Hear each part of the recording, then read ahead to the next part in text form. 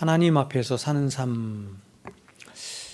이걸 종교교육자들은 코람데오 이렇게 말했습니다. 코람데오, 하나님 앞에서, 이런 뜻인데, 하나님 앞에서 사는 삶에 대해서 말씀을 증거하도록 하겠습니다.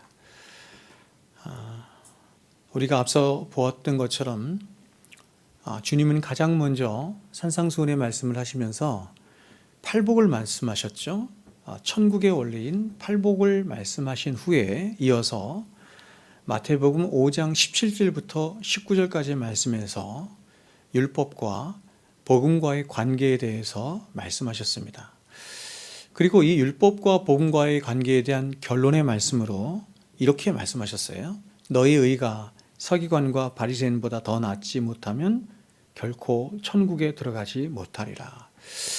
어떤 면에서 굉장히 무서운 말씀이죠. 왜냐하면 천국에 못 들어간다 이랬으니까요. 근데 천국에 못 들어가는 이유가 뭐냐면 우리가 가진 의가 바리새인과 서기관, 그렇죠? 바리새인과 서기관이 가진 의보다, 모든 인간의 대표가 되는 바리새인과 서기관이 가진 의보다 더 낫지 못하면 천국에 못 간다, 이렇게 말씀하신 거예요.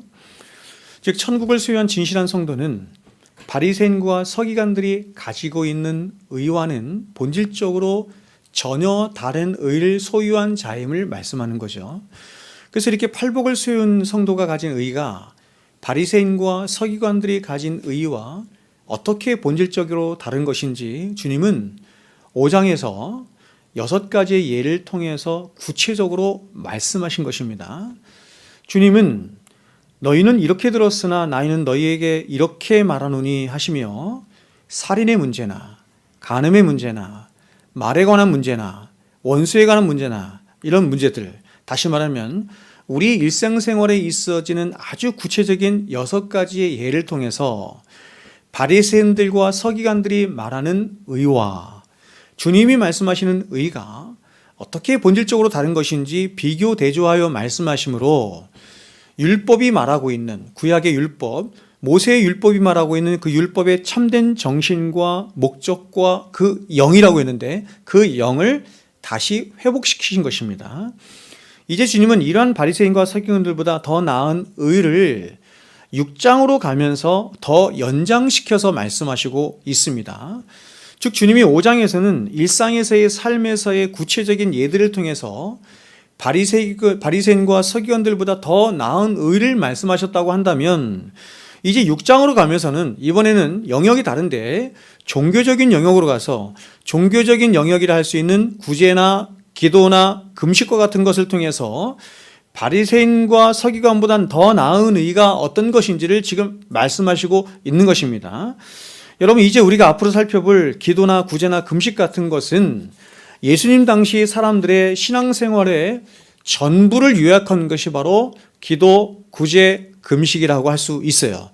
이 당시 사람들의 신앙생활의 가장 신앙의 엑기스와 같은 것이 뭐냐면 바로 기도와 금식과 구제일 만큼 이 당시 사람들의 종교생활의 이 세 가지는 가장 중요한 그들의 종교적인 영역이었던 것입니다. 자, 여러분 무슬림들이 믿고 있는 쿠란을 보면 이런 말이 쿠란에 나온다고 해요. 기도는 천국 중간쯤에 데려다주고 금식은 천국 바로 문 앞까지 데려다주고 구제는 천국 안에까지 데려다준다.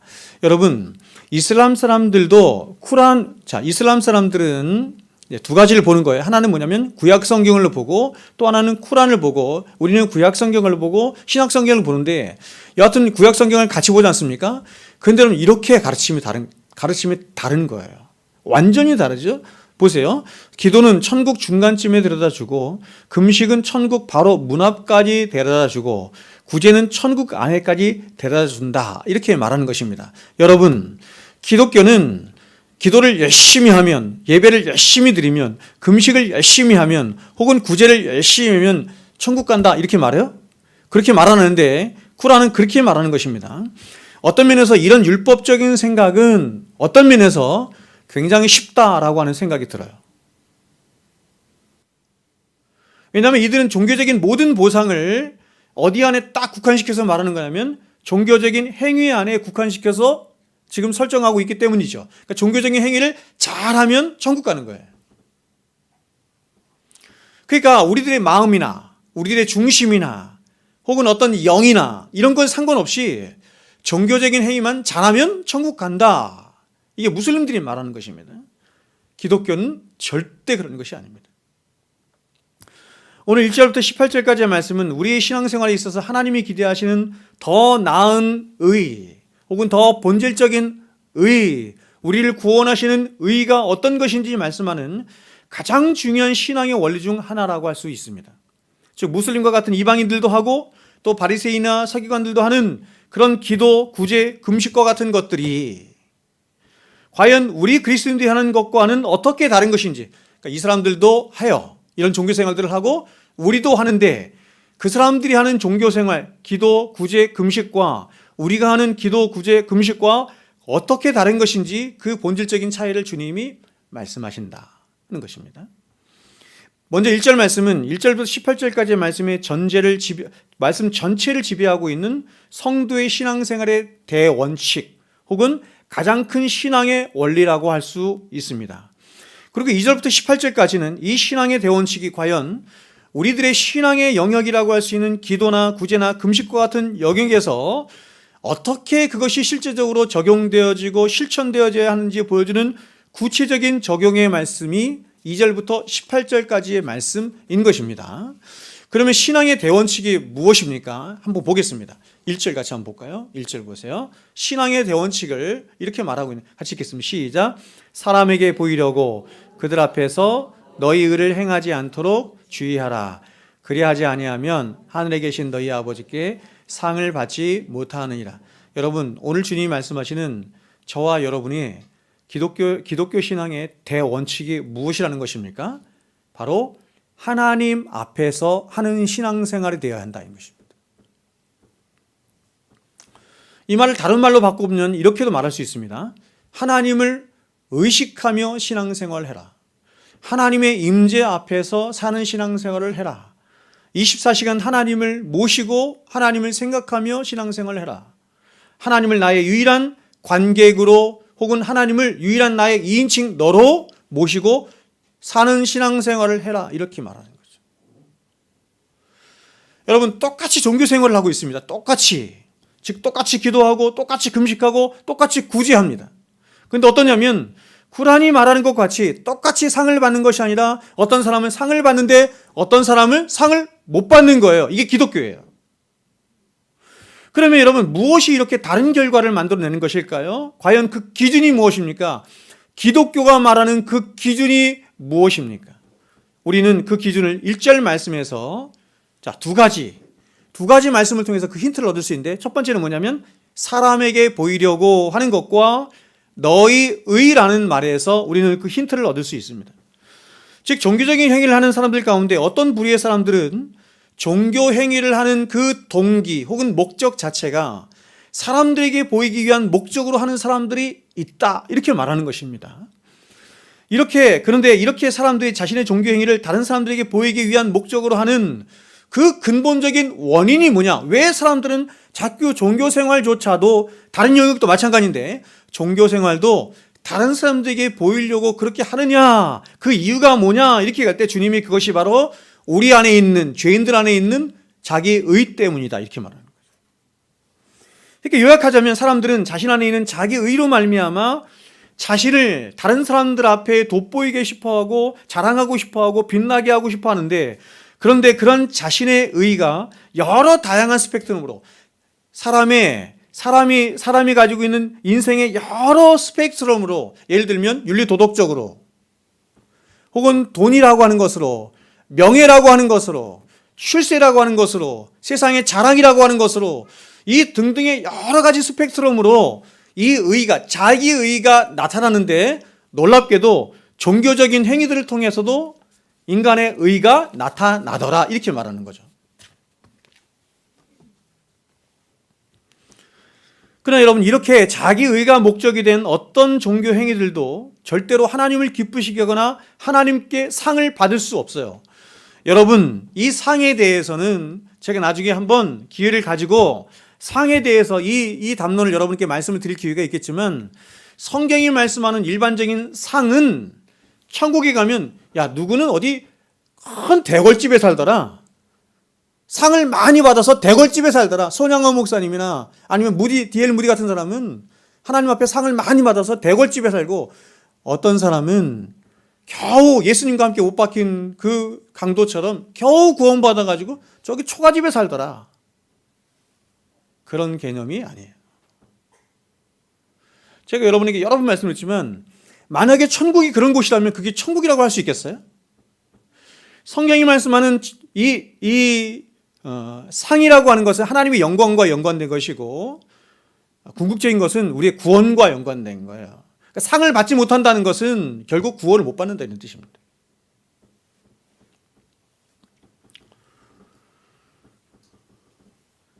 우리가 다음 시간에 기도에 대해서 살펴보겠죠. 이제 다음 시간부터 뭐가 나오냐면 주기도문이 나와요. 주님이 가르치신 주기도문이 나오는데, 기도에 대해 살펴보겠지만 우리가 그저 기도라고 하는 행위만 한다고 해서 그 기도가 하나님 앞에 다 상달되지 않죠? 예수님께서 주기도문을 말씀하시기 전에 이렇게 말씀하시잖아요. 누가복음에서, 야, 너희는 이렇게 기도해라 라고 말씀하시기 전에, 너희는 이렇게 기도하면 안 돼. 중언도 안 하는 기도나 또는 외식하는 기도를 하면 안 돼. 그건 기도가 아니야. 그렇게 아무리 기도해봐야 하나님 앞에 하나도 상달이 안 돼. 세상 사람들은 다 그렇게 기도를 하거든. 중언부언 하든지 외식하는 기도를 하는데, 그런 기도는 하나님과 아무런 관계도 없을 뿐만 아니라 아무런 상달도 되지 않는 것이에요. 너희는 이렇게 기도해야 돼. 하나님께서 말씀하시죠. 정해 주시죠. 마찬가지로 우리가 그저 함께 교회에 모여서 교회가 준비한 어떤 절차를 따라서 예배를 드린다고 해서 그 예배를 하나님이 받으시는 것도 아니에요. 그래서 여러분이 예배를 나올 때 여러분의 중심과 여러분의 마음가짐이 얼마나 중요한지 모르겠습니다. 예배를 집전하고 예배를 준비하는 저 자신도 얼마나 중요한지 모르겠습니다.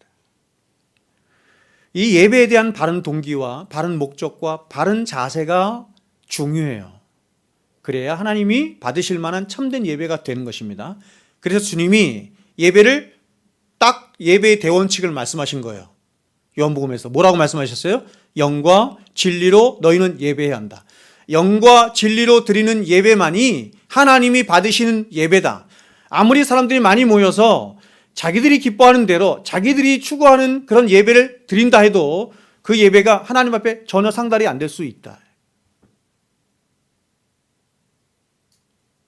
영과 진리로 예배해야 한다. 여러분, 여기서 영과 진리로 예배한다는 이 말씀, 이 대원칙은 어떤 뜻이냐면 하나님 중심으로 예배를 드려야 된다. 예수 그리스도 중심으로 예배를 드려야 된다. 이 말을 다른 말로 하면 종교개혁자는 이렇게 얘기했습니다.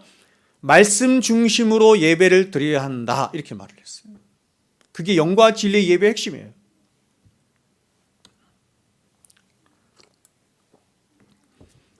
여러분께 묻겠습니다. 교회는 누구를 위해서 존재하죠? 교회는 누구를 위해서 존재합니까?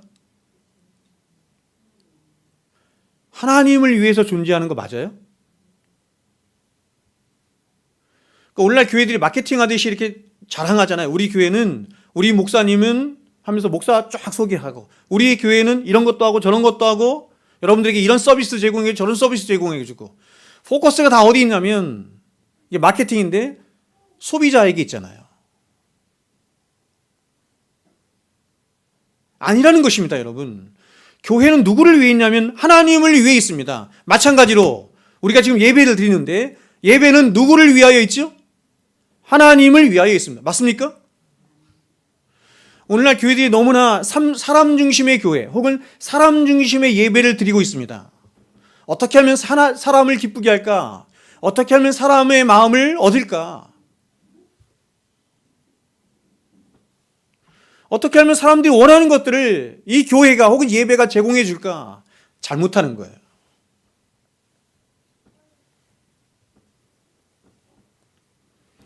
예배는 바로 하나님을 위해 존재하는 것이므로 그 하나님을 영화롭게 하기 위한 성령과 진리로 드리는 예배. 그러니까 하나님을 영화롭게 하는 예배는 어떤 예배냐? 영과 진리로 드리는 예배. 다시 말해서 예수 그리스도를 중심으로 예배를 드릴 때 예배가 예배다워진다. 이렇게 말하는 거죠. 자, 그런데 여러분, 사람들 한번 보십시오. 사람들은 예배를 드리되 그렇게 하나님을 영화롭게 하기 위한 예배가 아니라 오히려 다른 사람들의 눈치를 보고 다른 사람들을 의식한 채 혹은 다른 사람들에게 보이기 위한 예배를 드려요.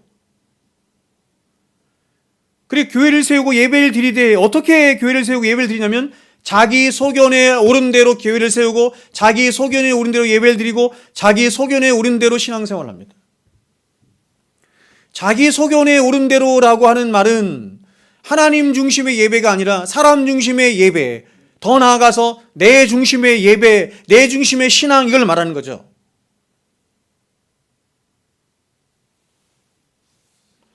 이러한 사람들의 삶의 태도는 단지 예배뿐만 아니라 그들의 모든 삶의 영역에서, 예를 들면 직장에서도, 그리고 이웃들과의 관계에서도, 그리고 교회 안에서도, 심지어 가정 안에서도 사람들은 다른 사람들이 과연 나를 어떻게 생각할까? 다른 사람들이 나를 어떻게 평가할까 하며 다른 사람들을 의식하고 다른 사람들의 평가에 목말라 하며, 그래서 결국 보십시오, 다른 사람들에 의해 지배되는 삶을 살아가는 거예요.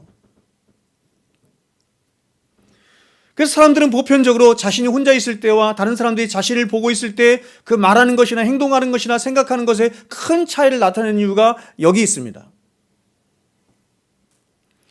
그렇다면 사람들이 이렇게 다른 사람들의 눈치를 보며 사는 이유가 무엇 때문입니까? 다른 사람들을 너무나 생각하고 배려하기 때문일까요? 그렇지 않습니다. 사람들이 다른 사람들의 눈치를 보고 다른 사람들을 의식하며 살아가는 이유는 한 가지인데, 그것은 바로 자기 자신 때문입니다. 자기 자신, 더 정확하게는 자신 안에 있는 자기의 때문에 그렇습니다.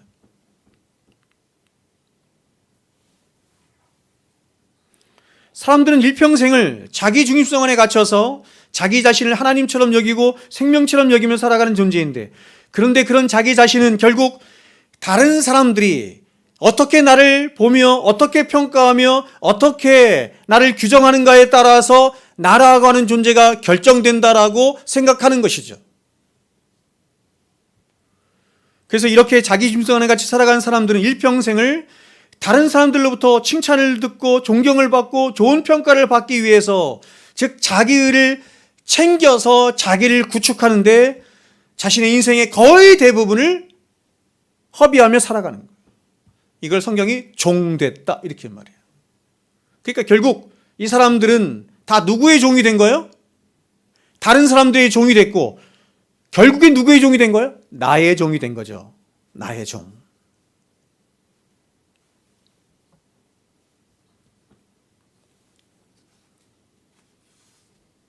그런데 사람들은 이 자기중심성의 죄가 얼마나 강한지, 누가 봐도 종교적인 일이라고 분류되는 기도나 금식이나 구제와 같은 신앙적인 행위조차도 하나님을 향해 하거나 하나님을 기쁘시게 하려 하지 않고 오히려 자기를 기쁘게 하고 자기를 위해서 남의 눈치를 보며 남에게 하듯이 하더라, 이런 얘기 있어요.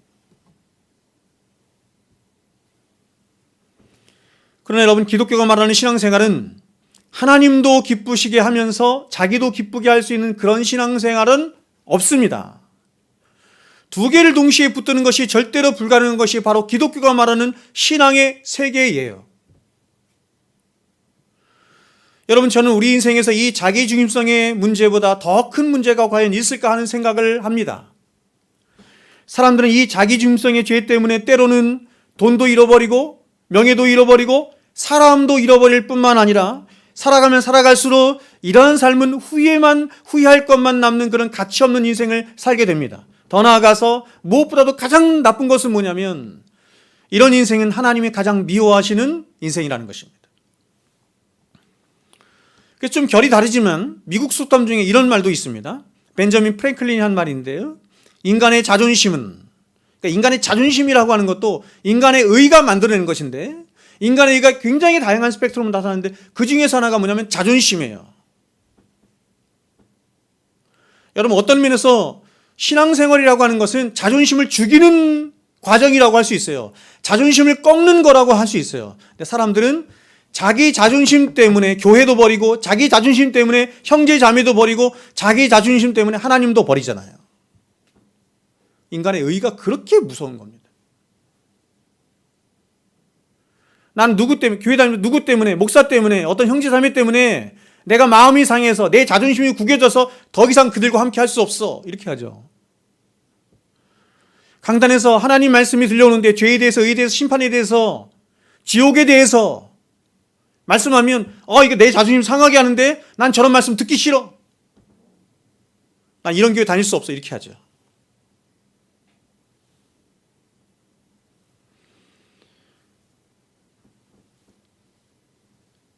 벤자민 프랭클린이 이렇게 말합니다. 인간의 자존심은 오전에는 풍요요, 오후에는 가난이며 밤에는 악명과 함께한다.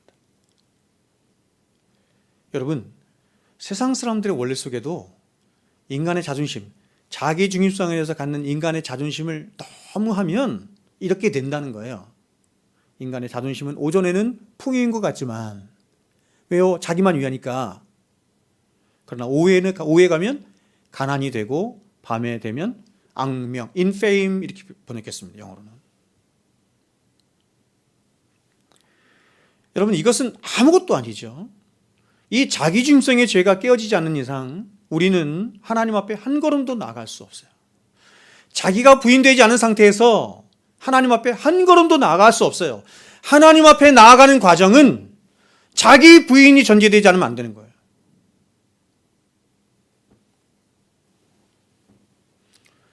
이 자기중심성의 죄가 더 나쁜 것은 뭐냐면, 이 자기중심성의 죄가 우리 안에 회개의 감각을 상실하도록 한다는 것입니다. 회개의 감각을 상실하도록 해서 자신의 영혼까지 파괴하도록 만드는 데까지 이르는 것입니다. 그러면 여러분, 누군가 내가 교회를 얼마나 오랫동안 다녔고 또 성경을 얼마나 많이 알고 있고 또 교회에서 무슨 직분을 받았느니 라고 하는 말을 아무리 해봐야 그 사람의 신앙생활에서 이 자아가 깨어지지 않으면, 이 자아는 아까 말씀드렸어요. 굉장히 다양한 스펙트럼으로 나타나는 것인데, 이 자아가 깨어지지 않으면, 다시 말해 자아가 부인되지 않으면 그 사람은 하나님이 보시기에 아직 어린아이인 거예요. 어떤 사람이 하나님 앞에 성숙한 신앙생활을 하는 사람이냐라고 할 때 세월 지나갈수록 점점 자기가 없어지는 거예요. 세상과 나는 간 곳 없고 구속한 주만 보이는 거예요.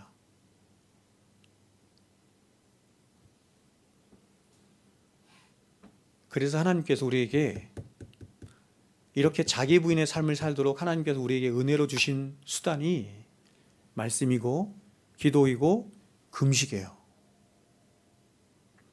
여러분, 기도가 무엇입니까? 금식이 또 무엇입니까? 기도와 금식을 따로 나누는 사람도 있지만 그건 옳지 않습니다. 기도와 금식은 하나입니다. 같은 것입니다.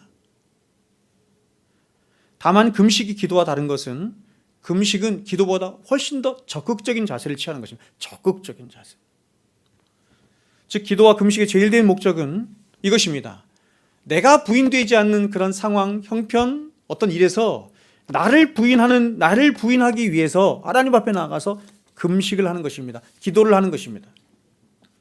그래서 그렇게 부인된 나를 하나님 앞에 가지고 나와서 그런 나를 하나님께 맡기고 나를 하나님께 의탁하는 자리가 바로 기도의 자리며 금식인 거예요.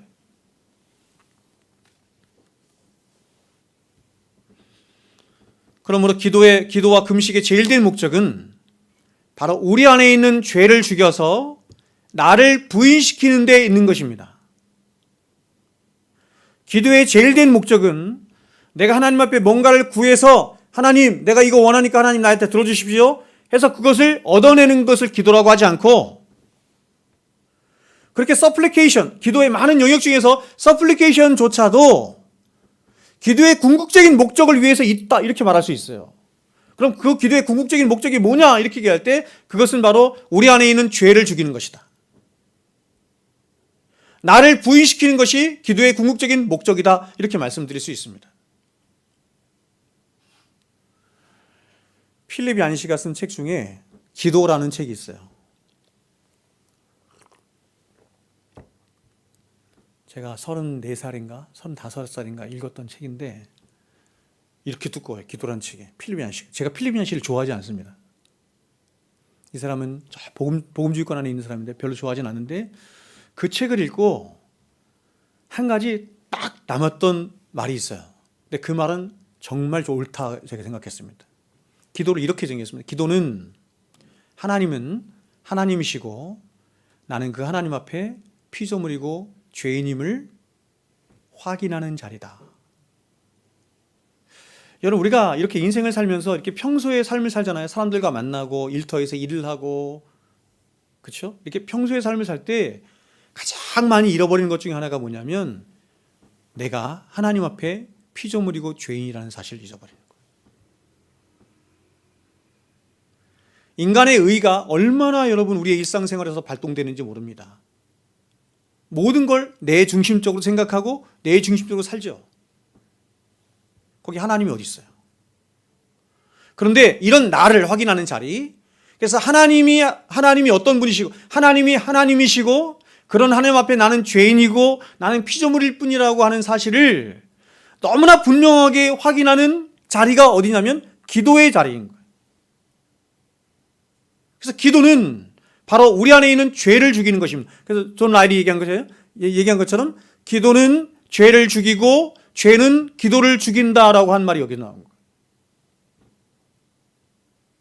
오늘날 기도가 너무나 다른 용도로 많이 사용되어지지만 우리가 기도를 할 때 제가 선교단체에 있을 때 기도를 이렇게 얘기했거든요. ACT 얘기했어요. ACTS, Adoration, C, Confession, T, Thanksgiving, 그 다음에 S, Supplication.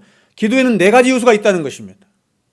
하나님을 찬양하고 회개하고 그 다음 뭡니까? 감사하고 마지막이 뭐죠? Supplication, 간구하는 것.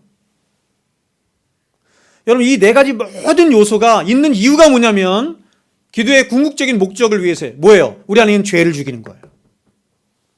회개하는 것도, 감사하는 것도, 찬양하는 것도, 서플리케이션, 간구하는 것도 궁극적인 목적이 어디 있냐면 내 안에 있는 죄를 죽여서 오직 하나님만 하나님 되시도록 하는 데 있어요.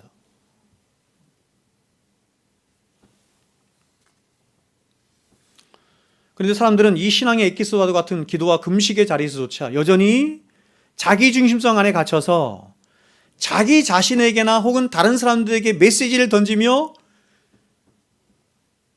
자신을 높이고 자신을 기쁘게 하는 일을 한다는 것입니다. 어떤 메시지를 던집니까? 이렇게 하는 것이죠. 기도를 하면서 내가 기도를 정말 오래 하지. 내가 기도를 참 멋지게 하지. 내가 기도를 다른 사람들과 구별되게 하지. 여러분, 제가 기도에 대해서 여러분에게 말씀을 드릴 때 기도는 그저 내 안에 있는 어떤 이 감정이나 이런 것들을 하나님 앞에 막 쏟아내는 것을 기도라고 하지 않았어요. 기도의 가장 중심이 뭐냐면 묵상입니다. 묵상. 하나님을 묵상하는 거예요. 예수 그리스도를 묵상하는 거예요. 예수 그리스도의 십자가를 묵상하는 거예요. 굉장히 중요해요. 그럼에도 불구하고 여러분, 그렇게 이 얘기는 하나님 중심으로 혹은 예수 중심으로 기도를 한다는 얘기는 다른 말로 말씀으로 기도한다 이런 뜻이거든요. 근데 우리가 빠지기 쉬운 중요한 오류 중에 하나가 또 뭐냐면 이런 거예요. 말씀 중심으로 자신이 기도하는 자신을 바라보면서 이렇게 생각하는 것입니다. 나는 저들과 다르게 기도해. 쟤네들은 맨날 정욕적인 기도밖에 하지 않는데 나는 말씀으로 기도해. 여러분, 이게 죄의 사악함이에요. 죄의 교활함이에요. 바른 기도를 하느냐, 바른 기도를 하지 못하느냐도 중요한 문제지만 바른 기도를 함에 있어서도 이렇게 우리의 외식이 타져서 우리로 하여금 이렇게 외식적인 기도를 하게 하는 거예요. 그러므로 우리가 신앙생활이라고 하는 것을 평생을 해도 이 죄의 교활함을 분별해내지 못해서 여전히 이 죄의 교활함 속에 속아 넘어간다면 우리의 신앙생활이라고 하는 것은 결국 아무것도 남지 않는 헛된 것이 되고 마는 것입니다. 수십 년 동안 신앙생활을 하고 어머니의 태에서부터 교회를 다니고 교회 안에서 자라며 교회 안에서 온갖 일을 다 했다 할지라도 만일 그 모든 것들의 동기나 목적이 자기 의를 위한 것이었다고 한다면 그 사람은 하나님 앞에 아무런 상도 받지 못한다는 것입니다. 오히려 여러분, 이렇게 하는 것은 하나님이 야 너는 참 잘못하는구나, 불쌍히 여기고 가려운 얘기인 것이 아니라 하나님 앞에 진노를 쌓는 거예요. 여러분 보세요. 오직 은혜잖아요. 오직 은혜. 기독교 신앙의 핵심은 오직 은혜입니다. 그럼 여러분이 질문해 볼게요. 오직 은혜로 하지 않으면 다른 것은 괜찮은 거예요? 왜 오직 은혜라고 얘기했을까요? 여러분, 오직 은혜라고 하는 말에는 이런 말이 포함되는 겁니다. 오직 은혜로 하지 않은 모든 것들은 다 죄다, 이런 뜻이에요. 오직 은혜로 하지 않으면 그냥 다른 것은 좀 고치면서 괜찮아, 이게 아니라 오직 은혜로 하지 않은 모든 것이 다 죄가 되는 거예요.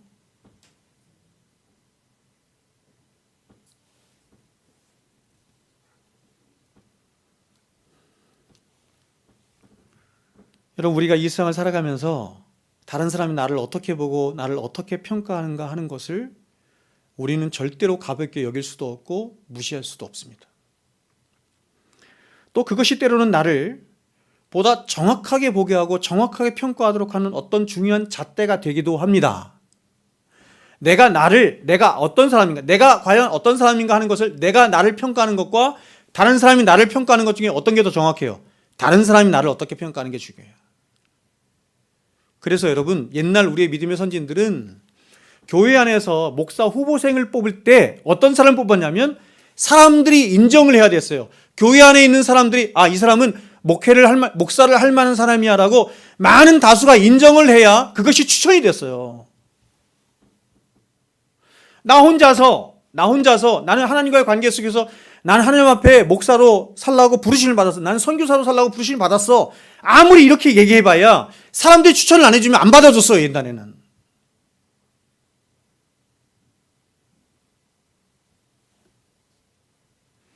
그만큼 나라고 하는 존재가 하나님과의 관계에서도 그렇고 나를 평가하는데 얼마나 불의한 재판관인지 말하는 것입니다. 그러나 여러분, 그럼에도 불구하고 나라는 존재뿐만 아니라 다른 사람들 역시 나를 평가하기에는 얼마나 부족한지 모르겠습니다. 이들 역시 불의해요. 우리는 태어나는 그 순간부터 온 우주의 중심에 내가 있다고 여기기 때문에 일평생 동안 모든 것을 나 중심적으로 판단하고 결정하는 정말 나쁜 재판관들이죠. 여러분, 우리가 뭔가를 판단하고 결정한다, 이게 재판한다는 뜻이죠. 그럼 여러분이 판단하고 여러분이 결정하고 여러분이 해석하고 여러분이 이해하는 게 맞아요? 그렇지 않아요. 거의 대부분을 내 중심적으로 해요. 내로남불의 거의 국가대표죠.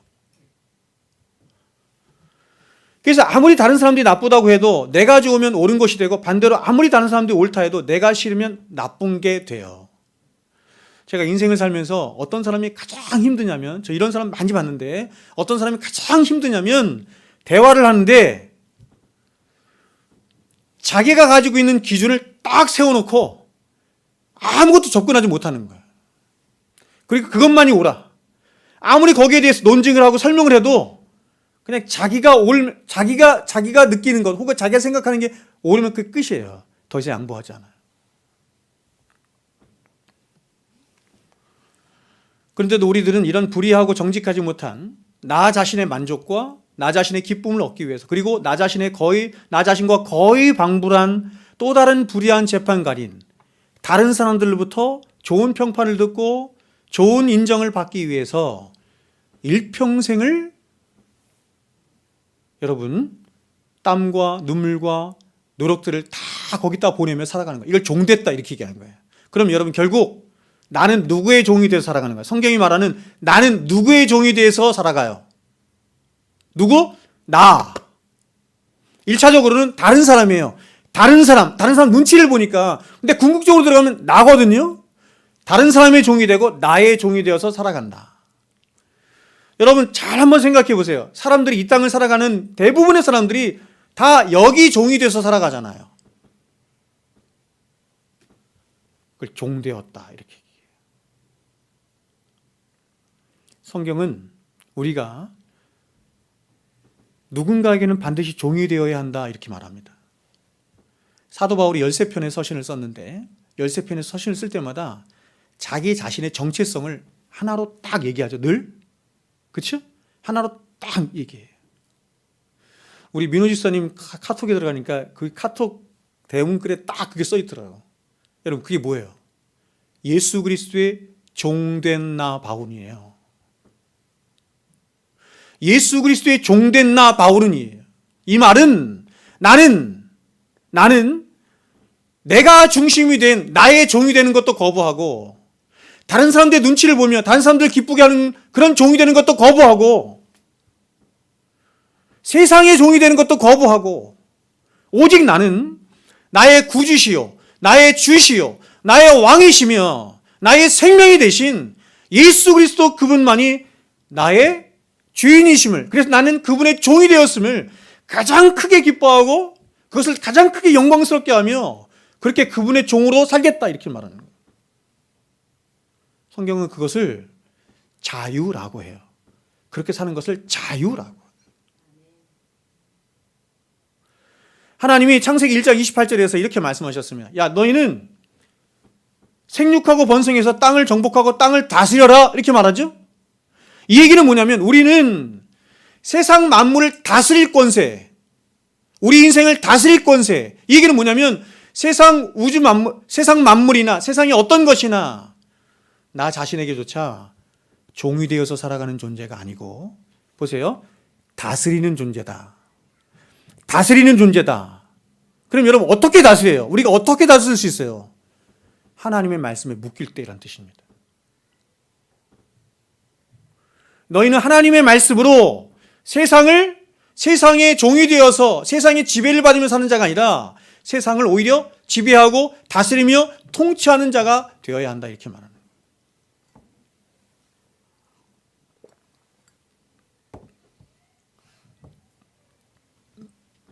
아멘이시죠?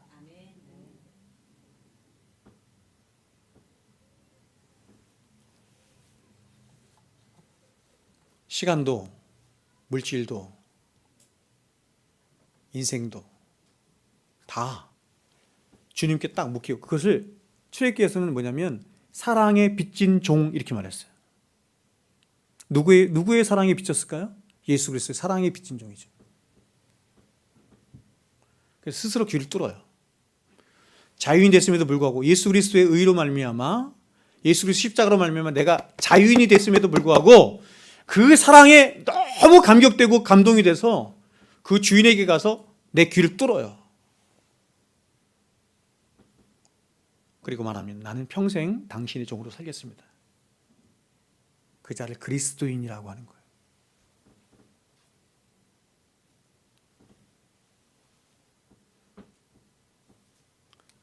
사람들은 평생을 다른 사람들 눈치 보고 세상 눈치 보고 자기를 높이고 자기를 가치롭게 하고 자기의 자랑을 삼기 위해서 평생 자신에게 하나님께 주신 그 귀한 인생들을 다 거기 허비하면서 살아.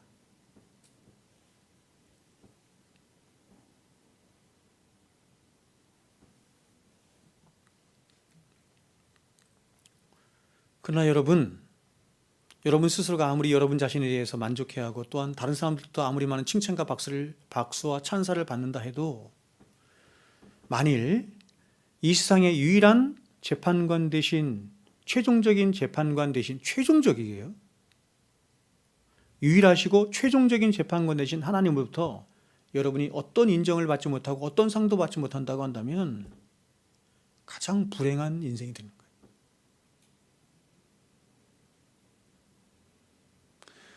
여러분, 사람이 여러분들을 아무리 좋게 평가해 아무 소용없어요. 여러분 자신을 아무리 좋게 평가하고 어떻게 평가해 아무런 소용이 없어요. 왜냐하면 여러분을 판단하시고 재판하실 분은 하나님 한 분뿐이시기 때문에.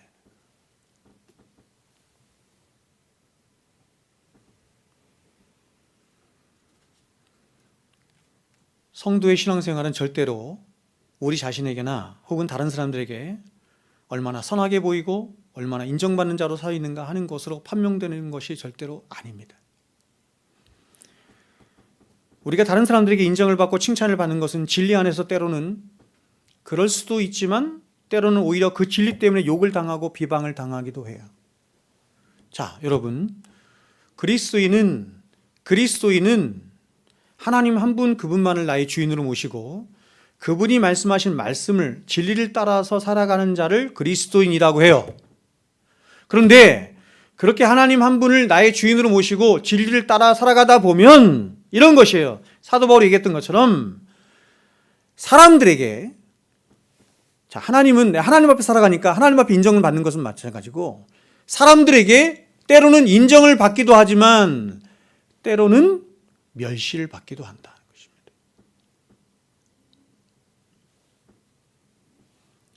바울이 말했던 것처럼 성도의 삶엔 그래서 항상 영광도 있지만 욕됨도 있는 것이고 악한 이름도 있지만 아름다움도 있는 것이에요. 아름다운 이름도 있는 것이에요. 예수 믿으면서 항상 꽃길 가고 형통한 길 가고 바라는 것은 그건 무당이 하는 짓이에요. 불가능합니다.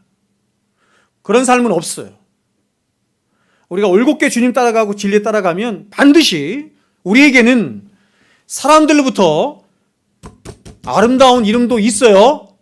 그러나 악한 이름도 있어요. 영광도 있지만 욕됨도 있는 거예요. 그러나 여러분, 저와 여러분이 그렇게 영광 안에 있든 욕됨 안에 있든 혹은 악한 이름으로 있든 아름다운 이름으로 있든 오직 하나님이 기뻐하시고 인정하시는, 그래서 그분이 상 주시는 그런 성도의 참된 삶은 바로 하나님의 선하심과 그분의 영광이 저와 여러분을 통해 드러나는 삶이어야 한다. 그러기 위해서는 내가 부인되는 삶이 되어야 한다. 이렇게 말합니다. 여러분, 저와 여러분이 칭찬과 박수와 영광을 받는 것이 절대로 아닙니다. 기독교는 기독교의 이름을 가지고 하나님의 이름을 빌어서 그분의 능력을 빌어서 내가 칭찬과 박수와 영광을 받는 것을 목적으로 한다 하지 않아요. 그것을 샤머니즘이 하는 거예요.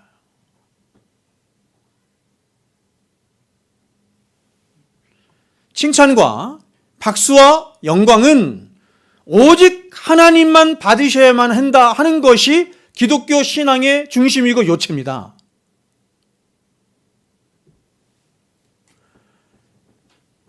제 말씀 이해하시죠?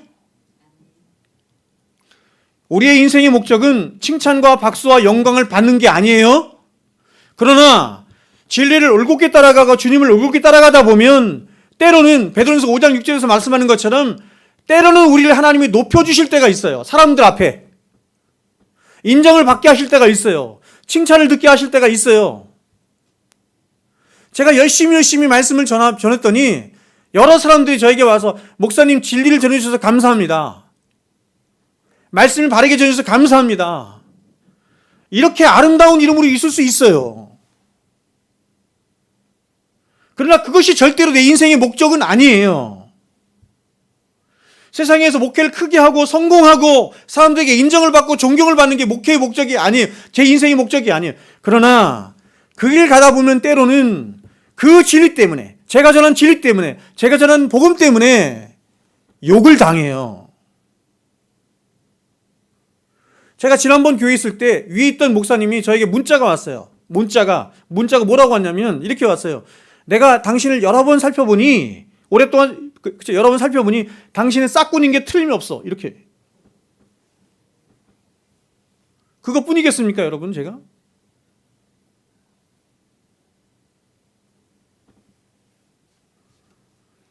그러므로 여러분, 저와 여러분이 싸워야 할 평생의 선한 싸움, 신앙의 싸움은 이것이에요. 어떻게 하면 이 질그릇 같은 나를 통해서 하나님의 선하심이 드러나고 하나님의 영광이 나타날 것인가? 이 질그릇 같은 나를 통해서 하나님의 선하심이 나타나고 하나님의 영광이 나타나기 위해서 어떻게 해야 돼요? 자기 부인이 없으면 불가능한 거예요. 약할 때 강함 되시네. 그렇죠? 약한 내 안에서, 보세요. 약할 때 강함 되신다는 말을 오늘 사람들이 많이 오해하는데, 내가 약한 그때에 곧 그분이 강하시죠. 내가 약해져야 하는 거예요. 내가 사라져야 하는 거예요. 그럴 때 그분이 내 안에서 어떻게 해요? 강하여짐이 나타난다. 그분의 영광이 드러나더라. 제가 지난번 성경 공부 때도 말씀드린 것처럼 하나님이 일으키시는 이적과 기적과 또한 계시가 나타날 때마다 사람들은 그것을 보면서 너무나 놀랍게도 여러분, 하나님께 영광을 돌렸더라, 이렇게 말하는 거예요. 그 모든 목적이 어디에 있어요? 하나님께 영광을 돌림의 목적이 있는 거예요. 여러분, 하나님이 자신을 드러내신 것을 계시라고 해요. 계시. 그렇죠? 계시. 하나님 자신을 드러내시는 거예요. 우리가 볼 수 있고 만질 수 있는, 우리가 경험할 수 있는 형태로 하나님 자신을 드러내시는 거예요. 하나님의 계시의 첫 출발이 뭡니까? 하나님의 계시의 첫 출발이 뭐예요? 그리고 그 계시의 완성이 뭐예요? 하나님의 계시의 첫 출발은 천지창조입니다.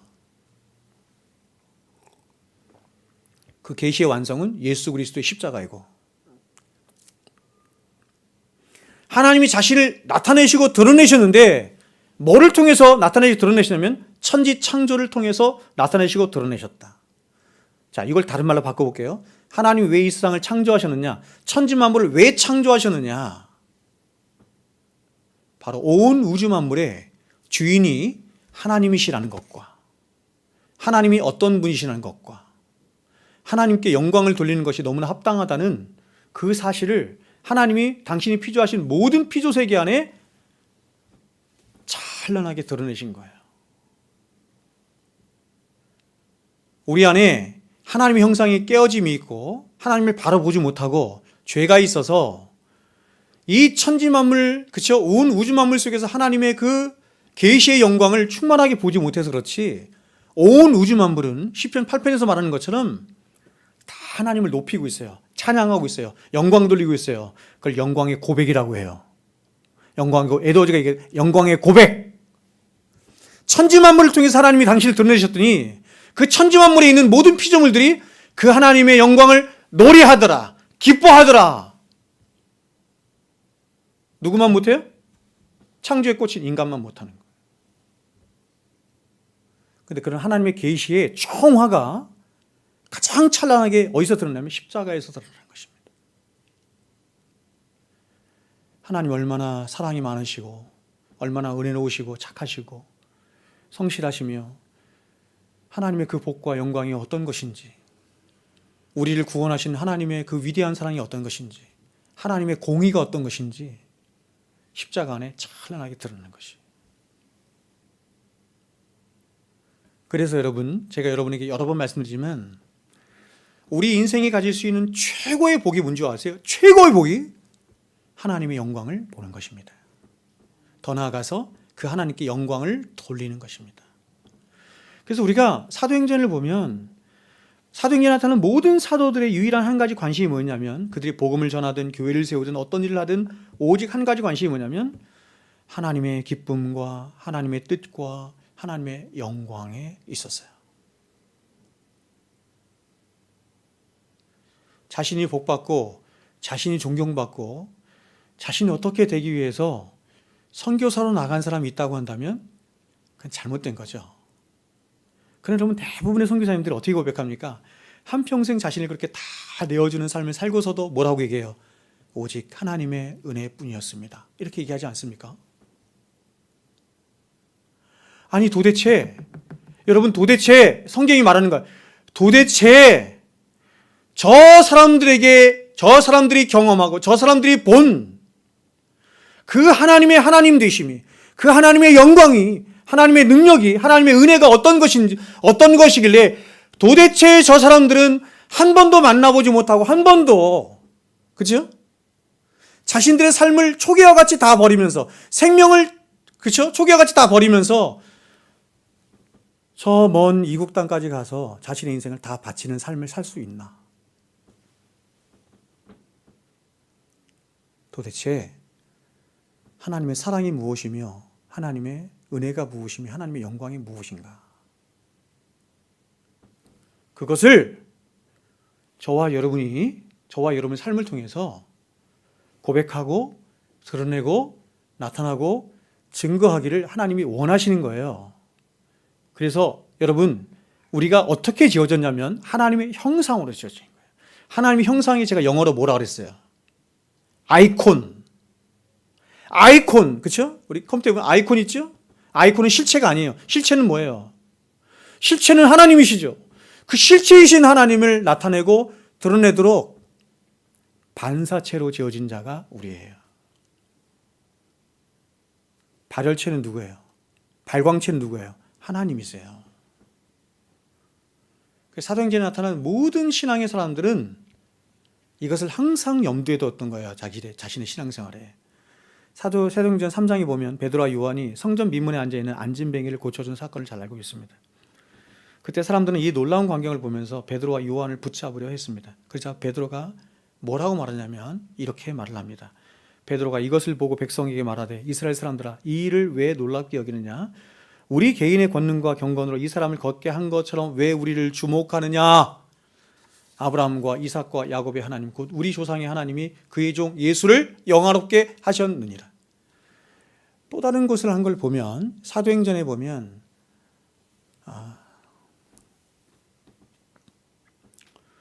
갑자기 생각이 안 나요. 그 섬 이름이 뭐죠? 사도 바울이 항해를 하다가 로마로 항해를 하다가 멜리데 섬입니다. 멜리데 섬에 들어갔는데 거기 원주민들이 사도 바울을 보고 깜짝 놀랐습니다. 이유가 뭐죠? 뱀에 물렸는데 죽지 않는 것입니다. 독사에 물렸는데 죽지 않는 거예요.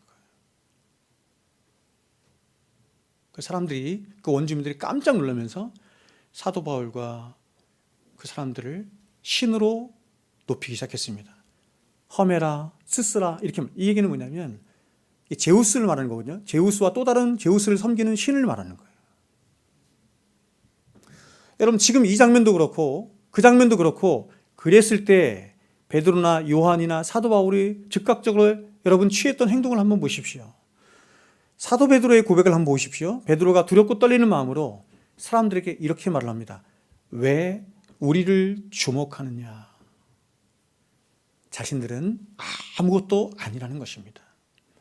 나는 하나님 앞에 아무것도 아닌 죄인이요 피조물일 뿐이라는 것입니다.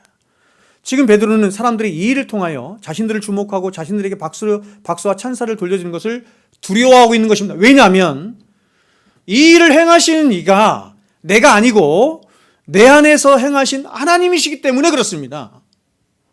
하나님이 이 일을 하신 이유는, 이 기적을 행하신 이유는, 그 계시를 드러내신 이유는 이 일을 통해서 하나님 당신이 영광을 받으시기 위함인데 내가 영광을 받고 있으니 두려운 것이에요. 그래서 그는 서둘러 이렇게 말합니다. 아브라함과 이삭과 야곱의 하나님, 지금도 살아계신 하나님, 곧 우리 조상의 하나님이 그의 종 예수를 영화롭게 하셨느니라.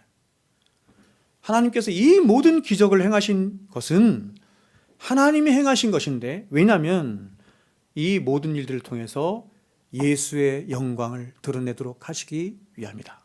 이렇게 말합니다. 그런데 여러분, 오늘날 사람들은 교회 안에서조차 어떻게 하냐면 왜 우리를 주목하느냐가 아니라 왜 우리를 주목하지 않느냐 이렇게 말하는 것이죠. 교회 안에서조차 주목받고 싶은 것입니다. 교회 안에서조차 대접받고 싶은 것입니다. 세상에서 대접받은 사람이 교회 안에서 똑같이 대접받는 세상, 교회. 세상에서 멸시받는 사람이 교회 안에서 똑같이 멸시받는 이런 행태가 벌어지고 있는 것이죠. 하나님을 믿고 하나님을 섬긴다고 하는 사람들조차도 여전히 자기 힘성 안에 갇혀서 자기를 기쁘게 하고 자기를 돋보이게 하며 자기를 드러내고 자기를 자랑하는 일에 그 중심을 다 빼앗기고 있는 것입니다. 갈라디아 1장에 사도 바울은 이렇게 우리들에게 말합니다. 1장 10절에 내가 사람들에게 좋게 하리야, 하나님께 좋게 하리야, 사람들에게 기쁨을 구하리야. 내가 지금까지 사람들의 기쁨을 구하는 것이었다면 그리스도의 종이 아니니라. 그리스도의 종은 오직 그분께만 모든 초점이 맞춰져 있는 것입니다. 그리스도의 종은 오직 어떻게 하면 그분을 기쁘게 할까? 어떻게 하면 그분께 영광을 돌릴까? 여기에만 맞춰져 있는 것입니다. 사람을 기쁘게 하는 순간, 사람을 기쁘게 하는 이유는 사람을 두려워하기 때문이거든요. 사람을 기쁘게 하는 순간 하나님의 영광은 날아가는 거예요. 사도 바울의 오직 자신의 평생의 한 가지 기준이 이것이었습니다. 어떻게 하면 내가 하나님의 영광을 구하고 하나님을 기쁘시게 하는 사람이 될까?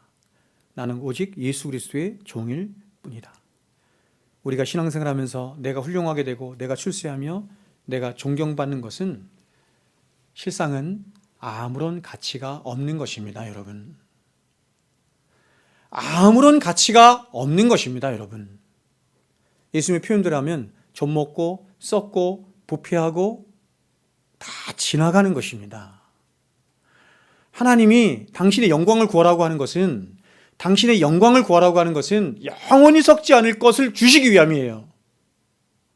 그런 것들을 구하는 것은, 네가 훌륭하게 되고 출세하고 존경받는 것은 다 썩어지고 없을 것들이야. 그런 거 구하면 안 돼. 그렇게 하는 것은 세상이 추구하는 방식이고, 세상의 종교들이 말하는 방식으로 결국 이 세상과 함께 다 썩어져 없어질 것들이다. 기독교가 말하는 성도의 신앙생활의 요체이자 핵심은 하나님의 형상으로 피조된 저와 여러분을 통해 오직 영원히 썩지 않고 영원히 찬양받기에 합당하신 그 하나님만 드러나시고 그 하나님만 찬양받으시며 그 하나님의 영광만 풍성히 나타나면 되는 것이에요. 그러면 이렇게 살다 보면 하나님이 때가 되면 우리를 높여주시는 때가 있어요.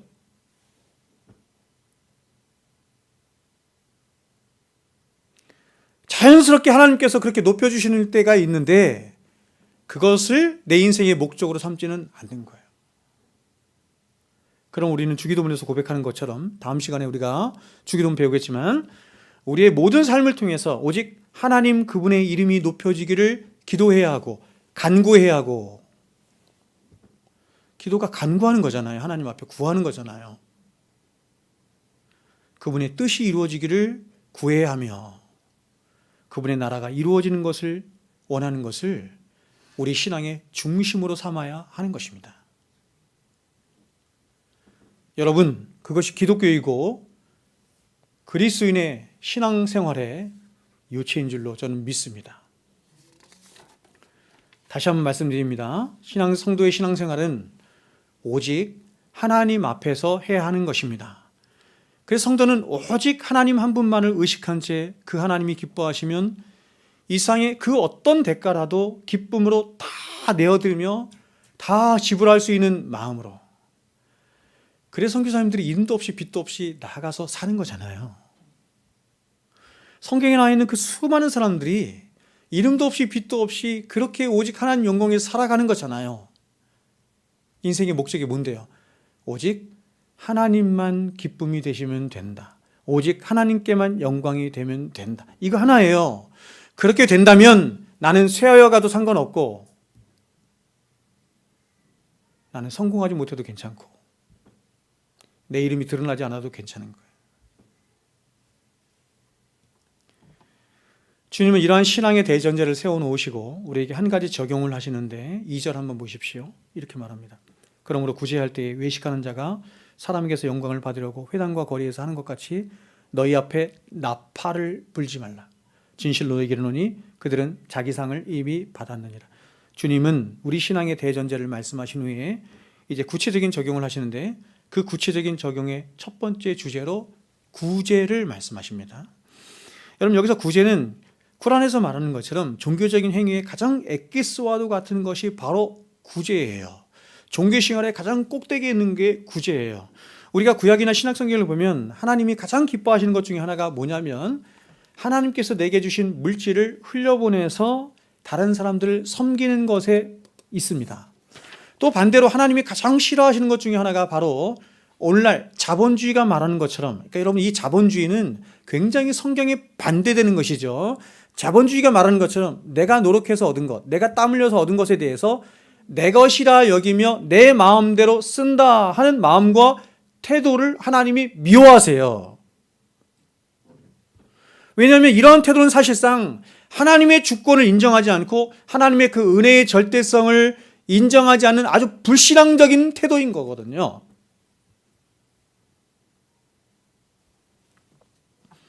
그런데 이렇게 물질을 흘려보내는 것이 성도의 삶에 너무나 중요하고 또 너무나 어려운 주제임에도 불구하고, 주님은 우리들에게 여기에 더한 것을 기대하시며 더한 것을 요구하세요. 물질을 흘려보내서 이웃을 섬기고 다른 사람들을 섬기는 것이 너무나 중요한 우리 신앙생활의 주제임에도 불구하고, 너무 어려운 게 뭐냐면 하나님 여기에 우리에게 더한 걸 요구하신다. 더한 것을 기대하신다. 다시 말해서 하나님은 우리들에게 물질을 흘려보낼 것을 요구하실 뿐만 아니라 그 물질을 흘려보내는 우리의 마음의 동기와 중심까지 함께 요구하신다는 것입니다.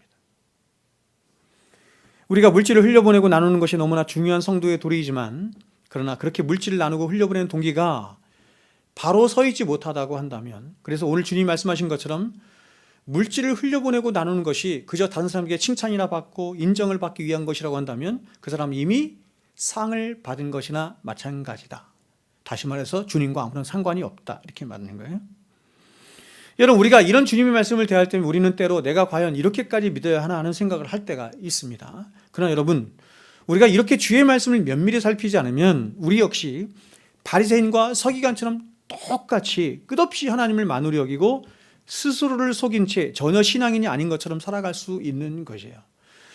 이렇게 여러분, 수많은 곳에서 예수님께서 바리새인과 서기관들의 이런 자기의와 외식과 이런 것들을 그렇게 지적하시고 말씀하시고, 더 나아가서 이런 외식이 너희가 천국 백성 되지 못하게 한다, 이렇게 말씀하셨음에도 불구하고 사람들은 이런 말씀을 거의 무시한 채 자기들이 거의 바리새인과 서기관과 방불한 삶을 살아감에도 불구하고 거기에 대해서 하나도 아파하지 않아요. 회개하지 않아요.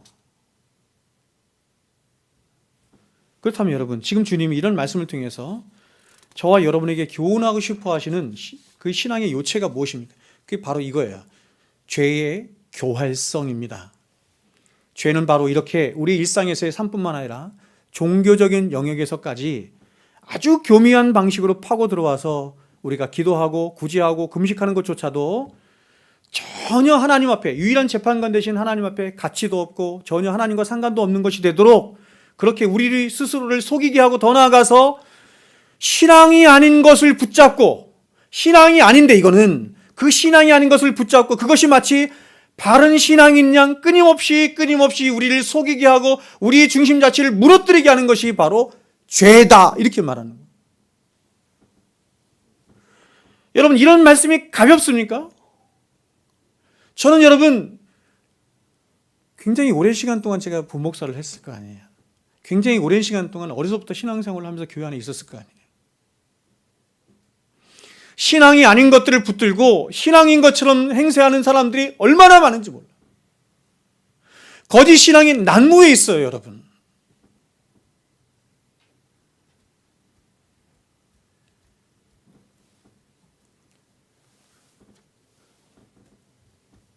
다 죄에 속아 넘어가는 거예요. 다 죄에 속아 넘어가는 거예요. 그래서 이런 죄의 교활성으로 인해서 이게 점점점 조국교회 안에 차고 넘쳐서 조국교회가 마비가 됐어요. 뭐가 마비가 됐죠? 회개가 마비가 된 거예요. 회개.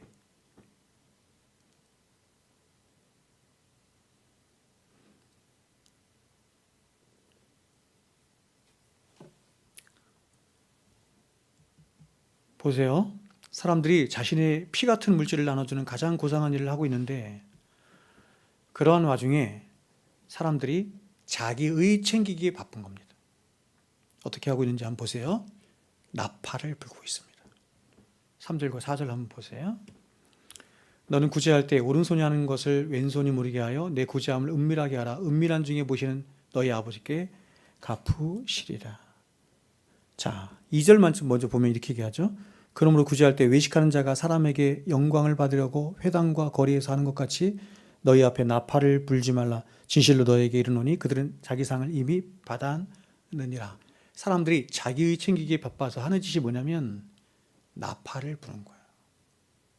근데 그 다음 절 3절과 4절에서는 예수님께서 전혀 다르게 말씀하는 거예요.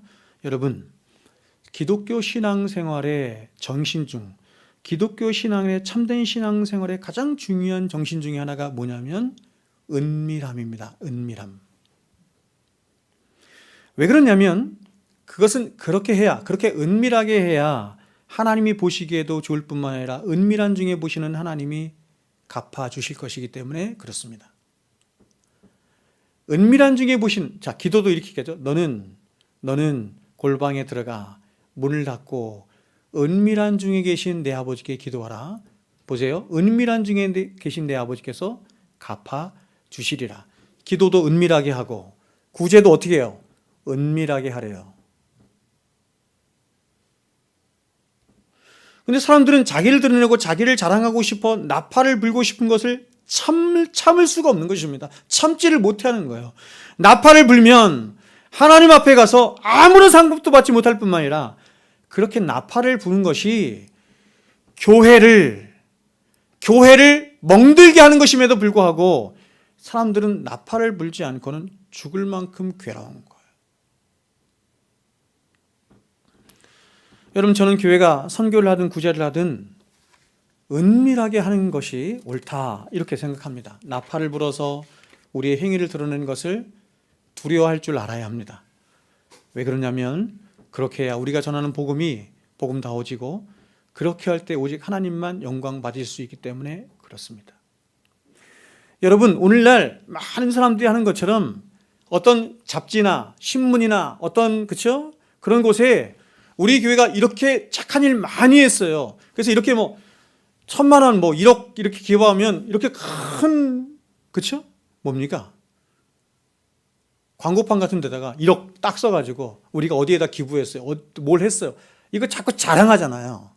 이렇게 자꾸 자랑하면 사람들이 생각할 때 우리는 이렇게 생각하는 겁니다. 우리는 어떻게 생각하냐면 이렇게 기독교가 세상에 좋은 일을 많이 합니다. 그래서 하나님께 영광이 될 것 같죠. 절대 반대입니다. 절대 반대입니다, 여러분. 그렇게 하면 기독교 복음이 복음되지 못하고 하나님의 영광을 받지 못하고 하나님을 욕되게 되는 거예요. 욕되게 하는 거예요. 기독교는 여러분 볼 듯 말 듯 하는 것입니다. 볼 듯 말 듯.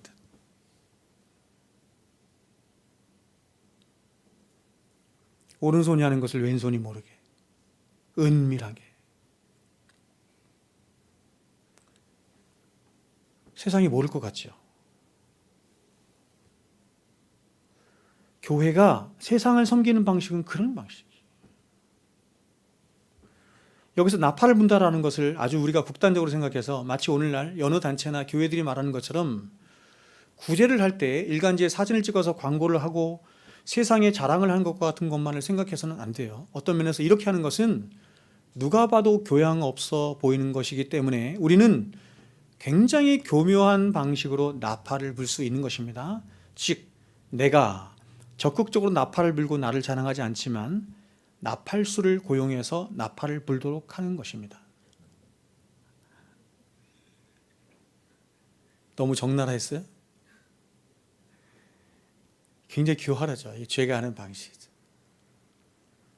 오늘 성경은 이런 사람을 무엇이라고 부르냐면 2절 상반절을 보시면 외식하는 사람이다 이렇게 말합니다.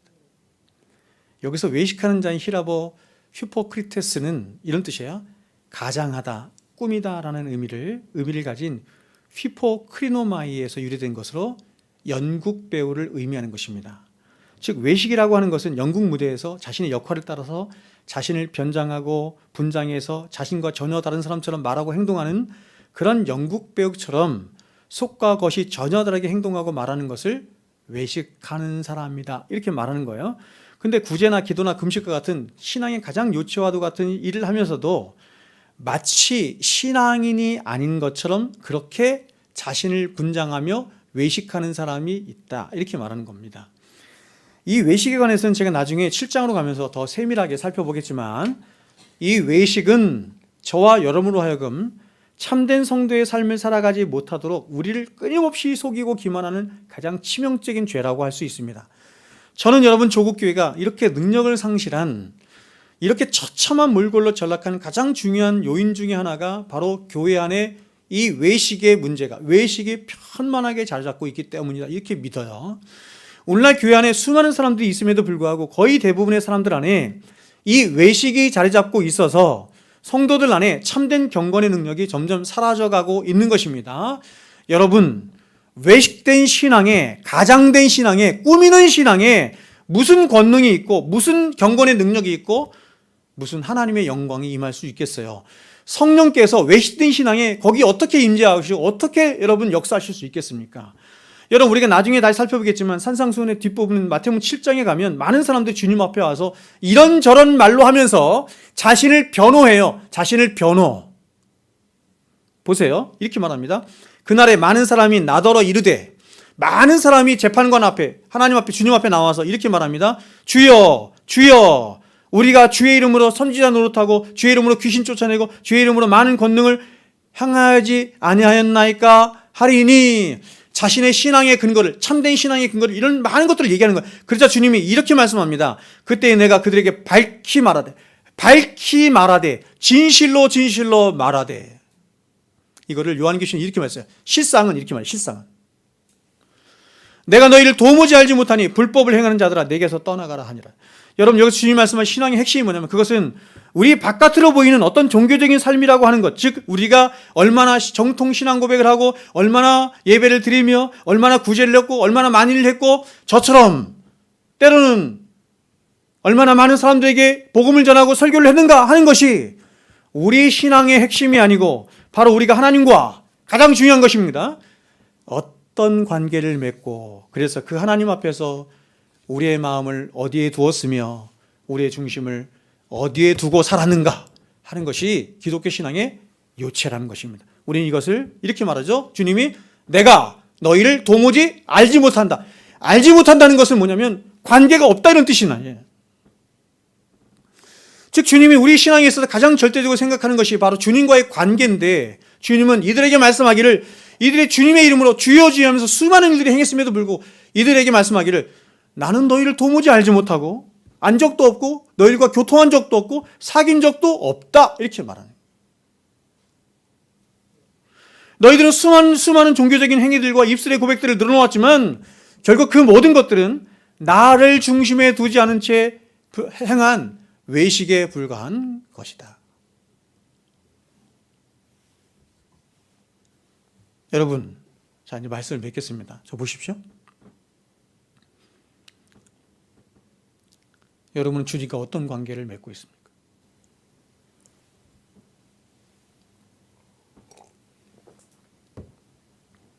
여러분이, 기독교 신앙은 하나님 한 분 앞에서 사는 거거든요. 다른 사람들을 의식하지 않는다 이런 얘기는 아닌데, 나의 삶과 나의 인생과 나의 인격의 모든 중심이 그분 앞에 있다는 얘기예요. 그러면 여러분이 인생을 살아가면서 울고 웃고 기뻐하고 슬퍼하고 감사하고 더 나아가 찬양하고 하는 이 모든 것들이 무엇 때문이에요? 그분 때문입니까? 그분과의 관계 때문입니까? 그분과의 관계 때문에 때로는 내가 하나님 앞에 가서 울고, 그분과의 관계 때문에 내가 하나님 앞에 가서 기뻐하고 즐거워하고, 그분과의 관계 때문에 그 하나님 앞에 감사하지 않을 수 없고, 그분과의 관계 때문에 그분을 찬양하지 않을 수 없습니까?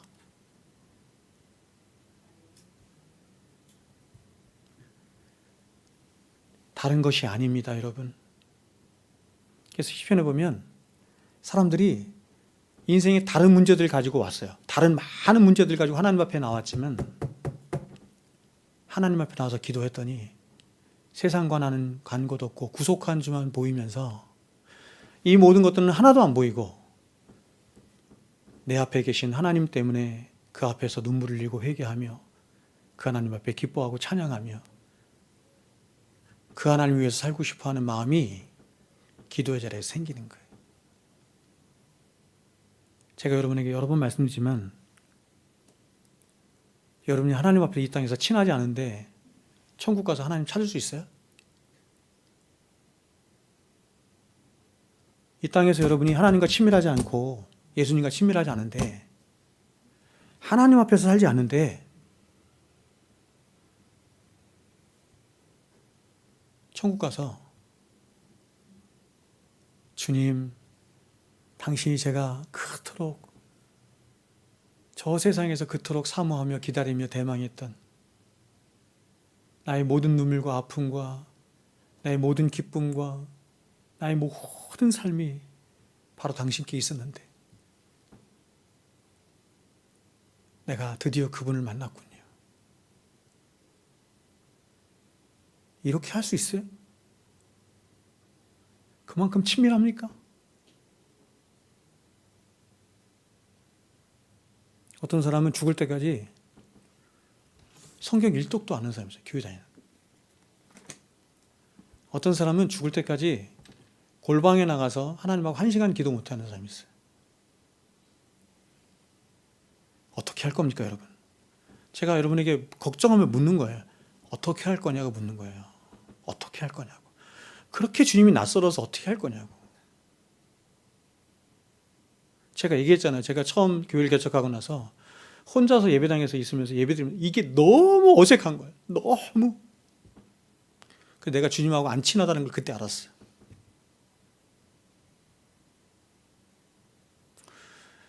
제가 요즘 굉장히 마음이 복잡하고 굉장히 어렵고 힘들어요. 금요일 날도 제가 몸도 되게 많이 아팠지만 몸살이 나서 굉장히 많은 어떤 아픔이 있으면서 막 이렇게 고민하고 있는 중에 하나님이 즉각적으로 제게 말씀하시더라고요. 너 왜 기도하지 않니? 왜 내 앞에 나오지 않니? 말씀.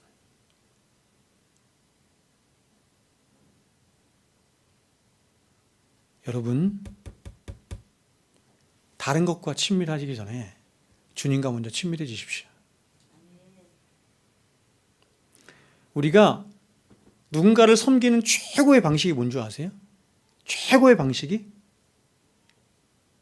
주님과 먼저 친해지는 거예요.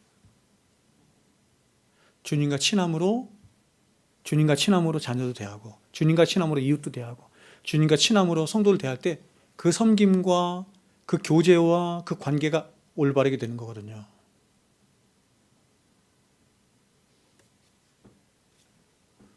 (2024년도) 여러분의 인생에 더 주님과 한 걸음, 두 걸음, 세 걸음 더 가까이 나가 주님과의 그 친밀한 영광의 관계를 기뻐하고 누리는 저와 여러분 될 수 있기를 주 이름으로 축원드립니다. 기도하겠습니다.